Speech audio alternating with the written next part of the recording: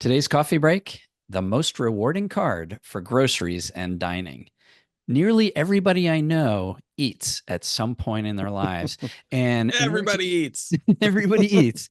And in this modern world, eating means you're probably buying food either at restaurants or at grocery stores. And so we're going to get into what is the best card so that you can get rewarded when you're paying for all that food.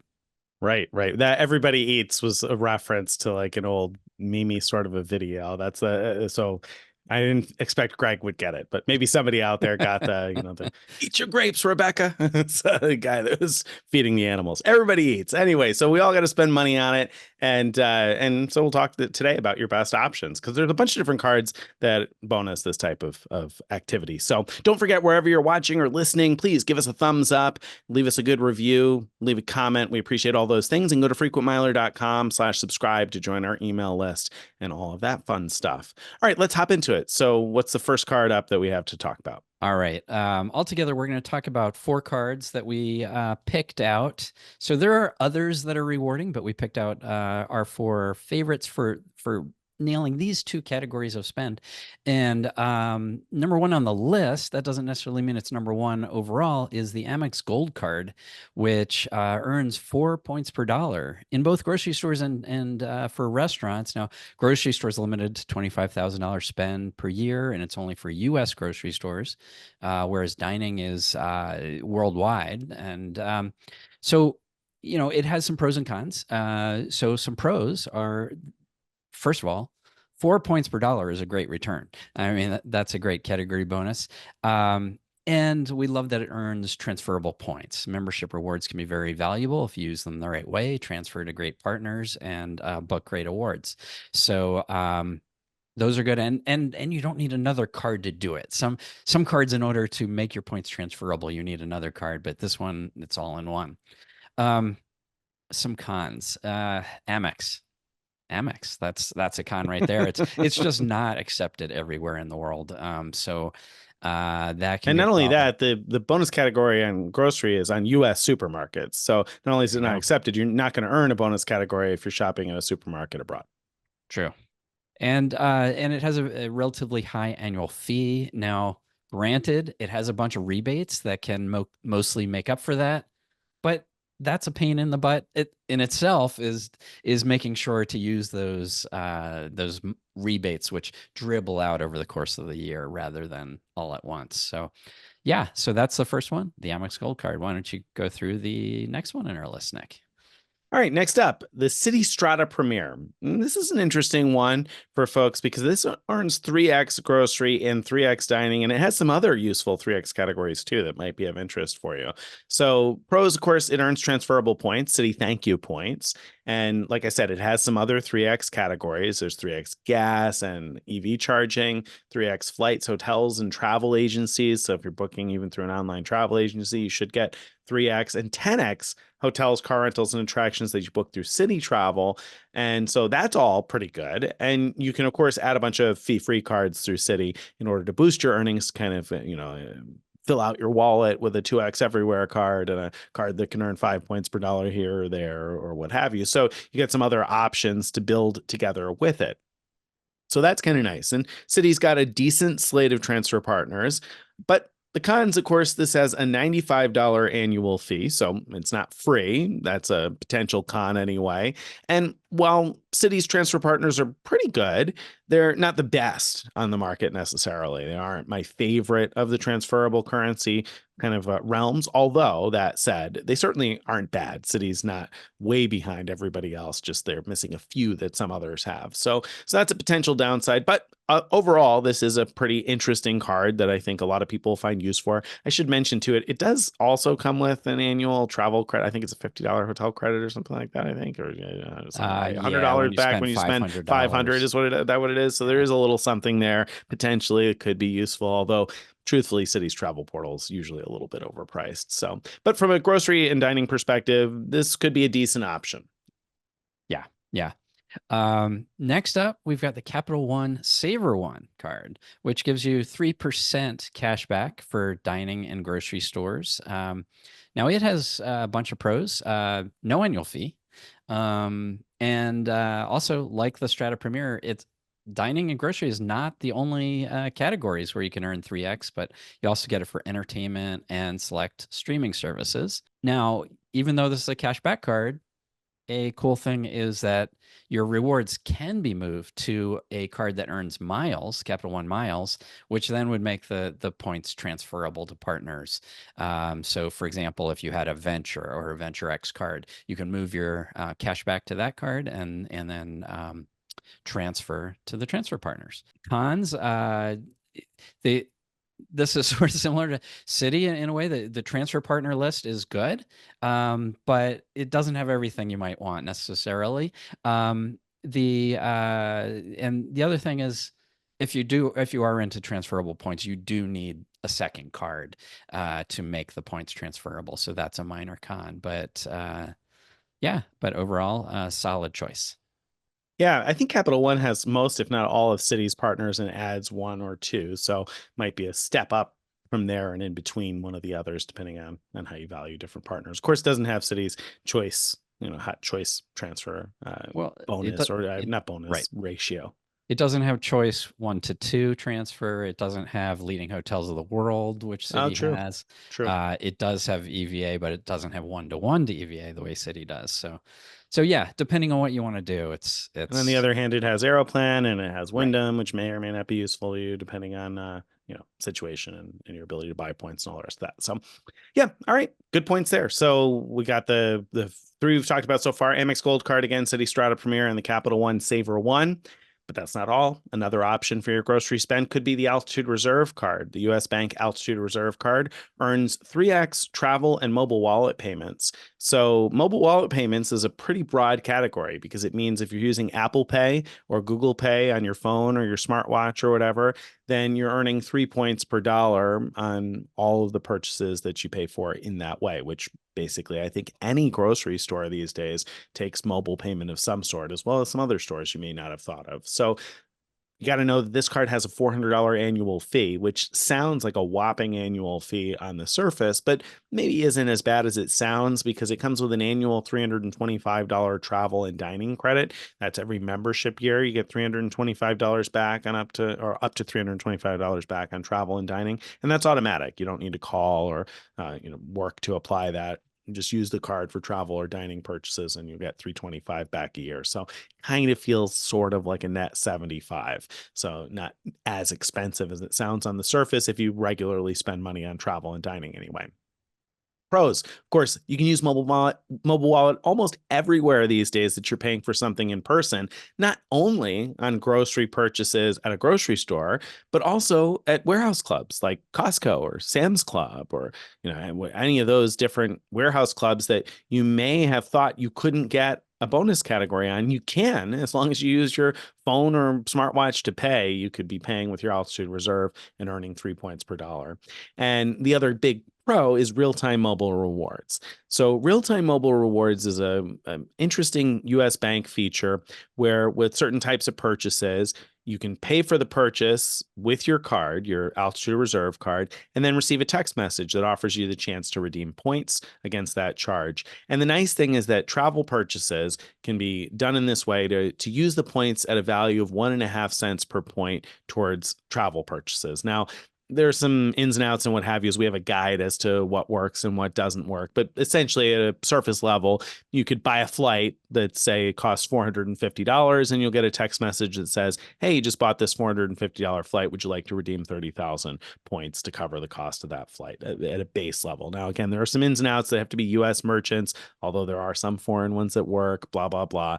But basically, it means that it's possible to get 1.5 cents per point out of the points towards travel. So when you're talking about 3 points per dollar spent on mobile wallet, you're looking at a return of basically 4.5% at, again, Costco or at the grocery store or dining or whatever else it is that you spend money in or at in person.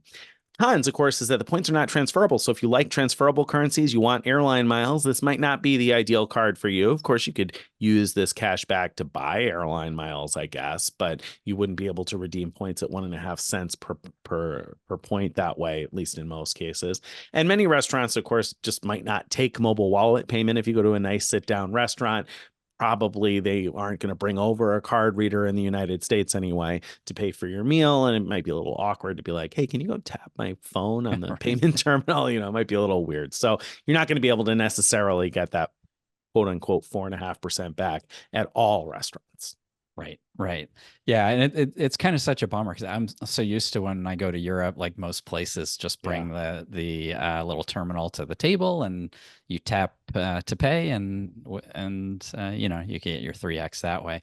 One other thing I love, I mean, you mentioned about real-time mobile rewards, Nick, but a couple of things I love about that is like one is you can also go through US Bank's travel portal and buy travel and get 1.5 cents per point value. But I kind of hate going through portals to buy like flights, for example, because if something goes wrong, then you have to deal often with the portal support instead of the airline support, and that can be really awkward and could really really cause problems at times.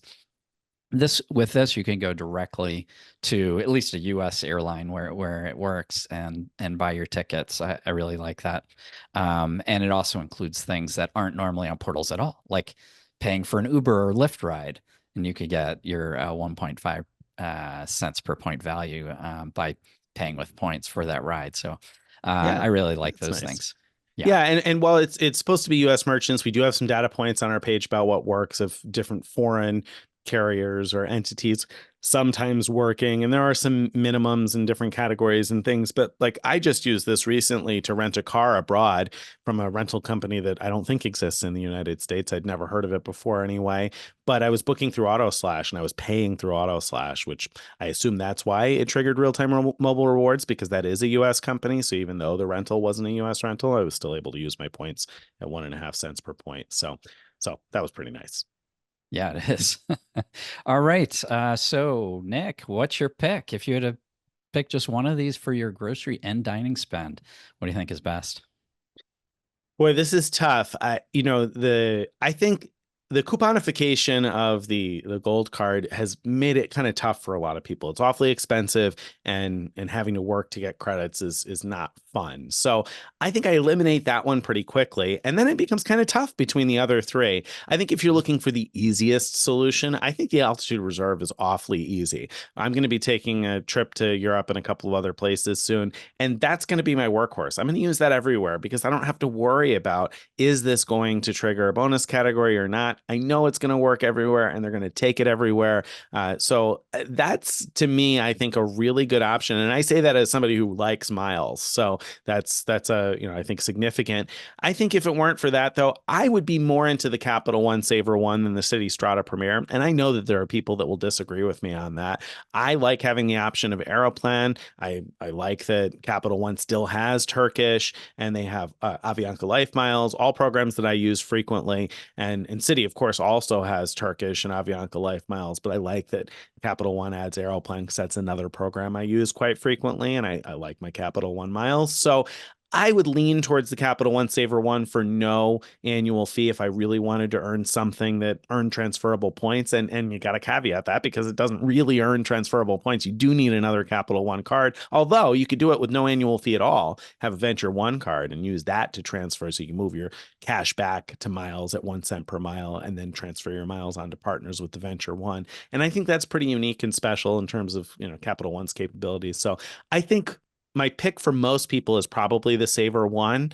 But I think for me, the altitude reserve is going to be my top pick. I'm going to bring the Capital One SavorOne with me on my upcoming trip though, because that entertainment category I have a feeling might be kind of broad, and so I may end up using that quite a bit for entertainment. If I'm going to a museum or I'm going to some other attraction like that, I'm going to Yeah. be trying that card to see if it triggers the bonus category.